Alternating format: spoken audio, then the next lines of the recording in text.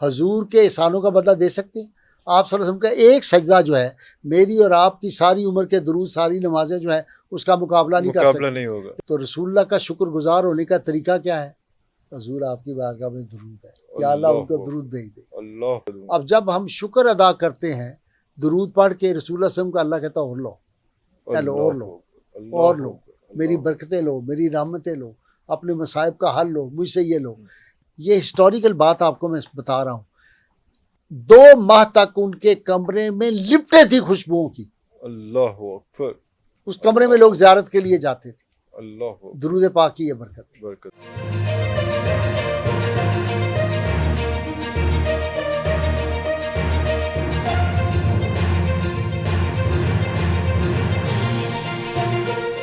اچھا, اللہم صلی اللہ اللہ مبارک, یہ صلی اللہ اور مبارک یہ کیا, ان دونوں میں ڈفرنس کیا ہے؟ ڈفرنس تو کوئی نہیں, کوئی ساتھ ساتھ پڑھتے ہیں, لیکن ایک ڈفرنس ہے. جب ہم نماز پڑھتے ہیں تو اس میں تو برکات کا ہم لفظ پڑھتے ہیں, ٹھیک ہے نا, اللہم صلی علی محمد وعلی آل محمد کما صلیت علی ابراہیم وعلی اللہم بارک علی محمد وعلی آل محمد کما بارکت علی ابراہیم وعلی آل. اصل میں درود تو ہم نے پڑھا رسول اللہ صلی اللہ علیہ وسلم پہ. اب یہ نہیں ہم کہہ سکتے کہ میں آپ پہ بھی درود پڑھتا ہوں, یہ نہیں ہم کہہ سکتے مخلوق.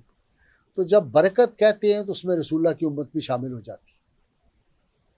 حضور صلی اللہ علیہ وسلم اپنی امت کو کسی وقت نہیں بھولتے. یہ جو اضافی یہ جو الفاظ ہیں اس کے, یہ جو برکت جب ہم مانگتے ہیں اللہ تعالیٰ سے کہ رسول اللہ صلی اللہ علیہ وسلم پہ آپ کی آل پہ برکت بھیج, تو آپ کی آل سے محبت کرنے والے بھی اس برکت میں شامل ہو جاتے ہیں. تو ہمیں یہ برکات ہی تو ہے. دیکھیں آپ کے مال میں برکت, ہم دعا دیتے ہیں نا, یا اللہ آپ کے مال میں برکت ہو جائے, تو لوگ کہتے ہیں تنخواہ تو 19 ہی, تو برکت کتوں آ گئی؟ وہ برکت یہ ہے کہ جس کے پاس 25 لاکھ آ گیا ہے, جس کے پاس رشوت کا معاملہ کروڑوں روپے آ گیا ہے, اس کو ساتھ کینسر بھی لگا ہوا ہے, اس کے گھر میں بیماریاں بھی ہیں, اس کے گھر میں مصائب بھی ہیں, اس کے سارے پیسے ادھر جا رہے ہیں, اس کو سمجھ نہیں آ رہی. ایک آدمی ہے جس کی تنخواہ 1 لاکھ روپیہ ہے, وہ کہتا ہے الحمدللہ اللہ کا بڑا شکر ہے, نہ اس کے بیماری ہے گھر میں, نہ اس کے گھر میں ناچاکی ہے, نہ اس کی اولاد جو ہے اس کی بے ادب ہے, اور وہ گھر میں سکون و اطمینان, اس کا گھر جنت. اس کا 1 لاکھ روپیہ نہیں ختم ہو رہا, نہیں ختم ہوتا, اور اس کے 25 لاکھ لگ جاتے ہیں. میں جب جج تھا ہائی کورٹ کا تو ہماری تنخواہ تھی 4,30,000 روپے, اب تو تقریباً 21 لاکھ پہ پہنچے ہوئے وغیرہ وغیرہ.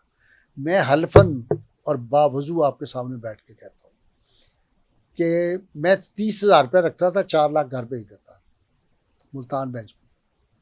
30,000 روپیہ پورے مہینے میں خرچ نہیں ہوتا تھا.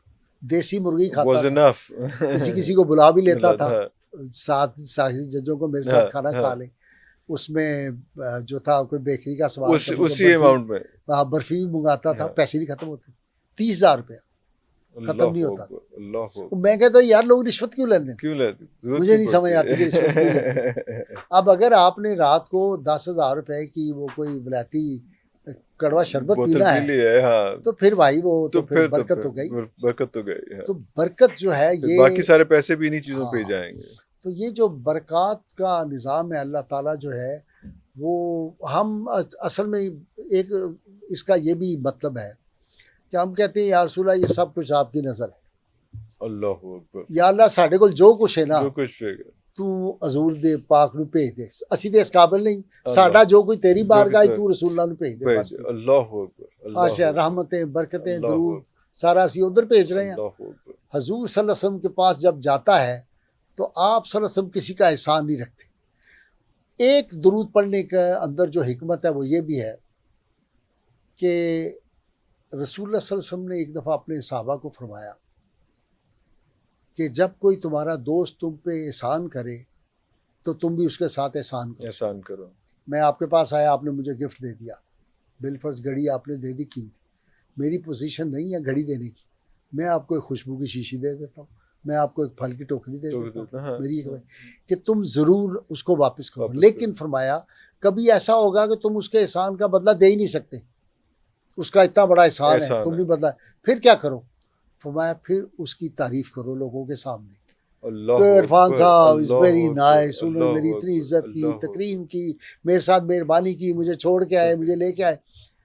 یہ لوگوں کے سامنے کرو. میں نے لوگوں سے کہا بھائی اس کے اندر ایک بات پوشیدہ ہے. سب سے بڑا کائنات پہ احسان کس کا ہے؟ کون محسن کائنات ہے؟ حضور کی ذات. حضور کے احسانوں کا بدلہ دے سکتے ہیں؟ آپ صلی اللہ علیہ وسلم کا ایک سجدہ جو ہے میری اور آپ کی ساری عمر کے درود، ساری نمازیں جو ہیں اس کا مقابلہ نہیں کر سکتے. نہیں ہوگا. لیکن ایک کام ہم کر سکتے ہیں، حضور کی تعریف بیان کریں. اور تعریف کا طریقہ یہ درود پڑھیں. درود پڑھیں. ٹھیک ہے. پھر اللہ فرماتا ہے لَئِن شَكَرْتُمْ لَأَزِيدَنَّكُمْ. اور حدیث ہے رسول اللہ صلی اللہ علیہ وسلم کی، لم یشکر الناس ولم یشکر اللہ. جو لوگوں کا شکر گزار نہیں ہوتا وہ اللہ کا بھی شکر گزار نہیں ہوتا. تو رسول اللہ کا شکر گزار ہونے کا طریقہ کیا ہے؟ حضور آپ کی بارگاہ میں درود ہے، یا اللہ ان کو درود بھیج دے. ٹھیک ہے جی. اور اللہ فرماتا ہے کہ جس نے لَئِن شَكَرْتُمْ لَأَزِيدَنَّكُمْ، تم میرا شکر ادا کرو میں تمہیں زیادہ دوں گا.